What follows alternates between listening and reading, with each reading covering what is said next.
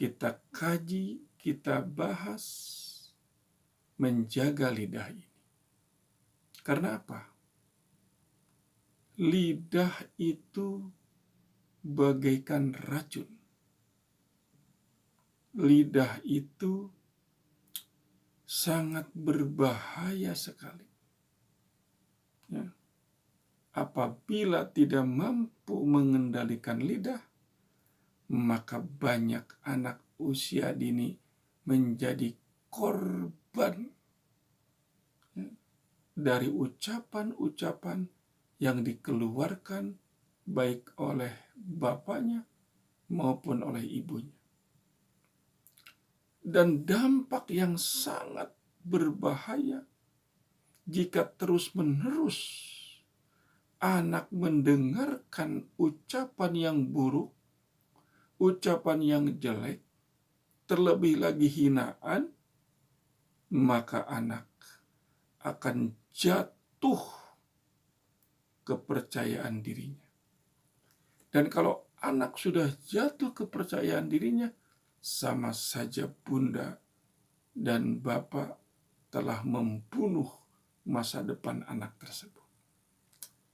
Oleh karena itulah, berangkat dari salah satu hadis, Rasulullah pernah bersabda, "Man kana yu'minu billahi wal yaumil akhir, falyaqul khairan aw liyasmut."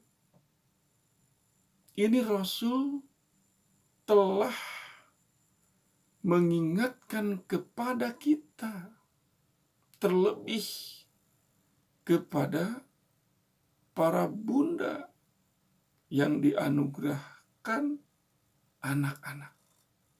Ya. Jadi hadis ini dengan tegas Nabi mengatakan, "Mangkana yu'minu," barang siapa beriman, ya, billahi, kepada Allah, wal yaumil akhir, dan kepada hari akhir, falyaqul, maka hendaklah dia berkata, maka hendaklah dia berucap, ya, khairan, ucapan yang baik, ucapan yang indah, ucapan yang memberi ketenangan, memberi kebahagiaan. Ini yang diajarkan oleh Nabi. Jadi ucapan ini sangat penting sekali agar dapat dikendalikan oleh siapapun. Ya. Sehingga Nabi mengingatkan, kalau tidak mampu berkata yang baik, berucap yang baik, auliyasmut, maka lebih baik diam. Jadi diam itu lebih baik daripada mengemukakan atau mengeluarkan kata-kata yang tidak bermanfaat. Terlebih kepada anak usia dini. Ini faktanya di lapangan banyak kita lihat bunda dan bapaknya seringkali terlontar kata-kata yang tidak pantas. Kata-kata yang menyakitkan, kata-kata yang membuat anak akan trauma. Ya. Dan kalau anak akan trauma, ini ada sel saraf otak. Ya. Sel saraf otak itulah yang akan terus-menerus mengingat. Ya. Jadi ketika anak trauma dengan ucapan orang tua yang sangat menyakitkan, dia akan teringat terus. Dan kalau sudah teringat terus, maka akan timbul anak itu menjadi anak yang membangkang, anak yang agresif, dan anak yang akhirnya berani melakukan tindakan yang tidak sesuai dengan norma di masyarakat. Ya. Inilah kenapa Nabi mengajarkan kepada kita, ya, khairan, ya, ucapkan perkataan yang baik.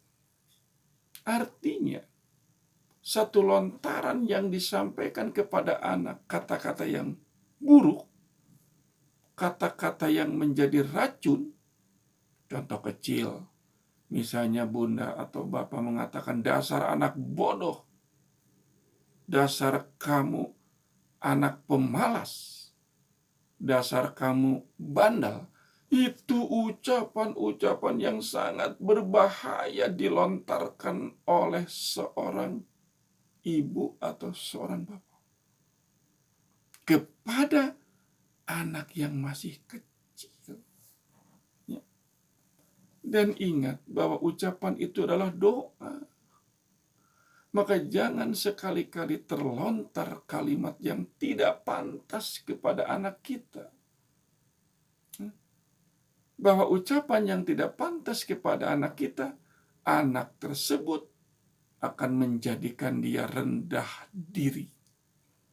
Karena apa? Karena setiap hari terus-menerus dicemooh, terus-menerus disudutkan, terus-menerus disalahkan, maka kreativitasnya tidak akan berkembang. Yang terjadi apa? Anak menjadi grogi. Anak menjadi runtuh kepercayaan dirinya. Dan anak tidak mampu mengembangkan otaknya yang pada usia itu sedang tumbuh berkembang baik. Ya. Oleh karena itulah ya, yang harus sama-sama kita ingatkan kepada diri kita sendiri, sebagaimana tadi Nabi mengatakan. Ya. Kita beriman kepada Allah, yakin sepenuhnya bahwa anak adalah anugerah Allah, anak adalah titipan Allah, maka Allah pun akan memberi balasan kepada orang tua yang memperlakukan anaknya sebaik-baiknya. Ya. Dan ingat, siapa yang berjuang membahagiakan anaknya, maka satu ketika Allah pun akan berjuang untuk membahagiakan orang tua tersebut. Ya. Inilah yang harus diingatkan, bahwa mengucapkan kata-kata yang buruk, kata-kata yang jelek, kata-kata yang meracuni kepada diri anak, maka anak dihancurkan masa depannya oleh orang tuanya sendiri. Mulai sekarang, hentikan untuk selalu menyalahkan kepada anak usia dini. Ya. Ada kata-kata lain yang lebih indah.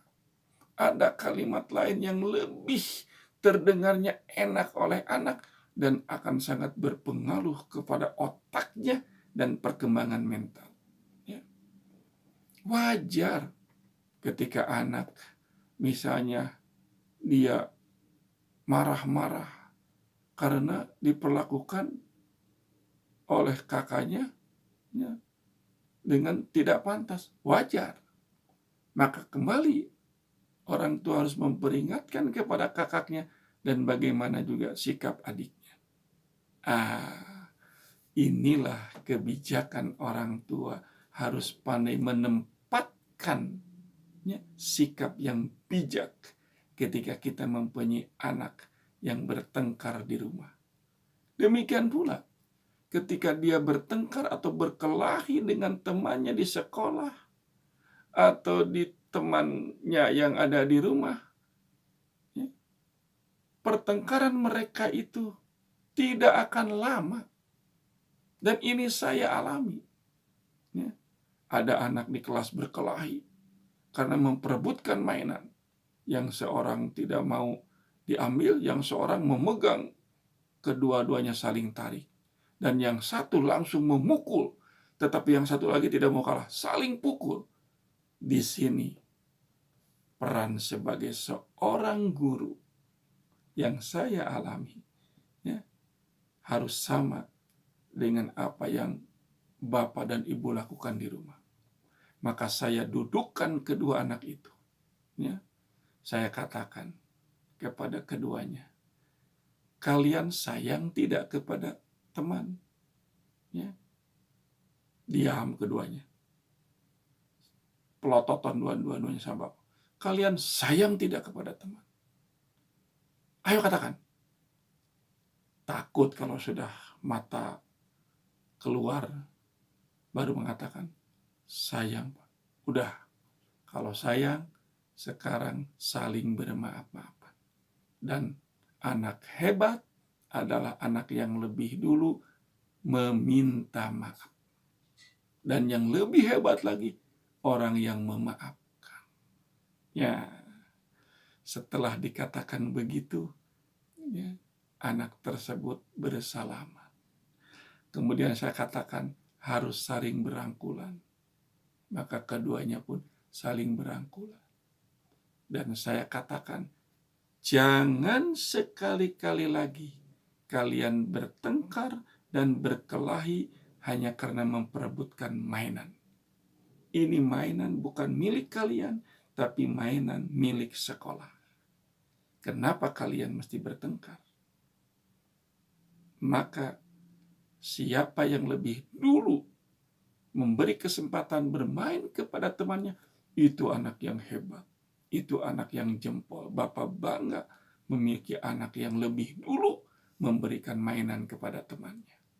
Nah, dari pengalaman tersebut, ya, anak akan mendengar, akan mengingat, ya, bahwa peristiwa bertengkar dengan teman adalah peristiwa yang sangat buruk. Peristiwa yang terekam dalam otaknya. Tetapi ketika kita memberikan sanksi, ya, kemudian memberikan perkataan yang enak didengar oleh keduanya, maka anak tersebut akan mengikuti kita. Jadi akhirnya kembali kepada kita. Bagaimana ucapan kita ini harus benar-benar berpengaruh kepada anak usia dini. Ya. Tidak itu saja, ya. Ingat bahwa ucapan adalah doa. Maka jangan terlontar perkataan yang tidak baik kepada anak kita. Apalagi sumpah serapah. Apalagi anak dijadikan tumbal. Apalagi bunda mengatakan, aku menyesal melahirkan kamu. Ini sangat berbahaya. Dan itu saya mendengar sekali ketika ada orang tua yang dia betul-betul sangat kewalahan menghadapi anaknya. Ketika saya tanya, kenapa Bu begitu? Saya menyesal punya anak, Pak, karena saya tidak mendambakan anak itu lahir. Masya Allah, ini yang harus sama-sama kita sadari.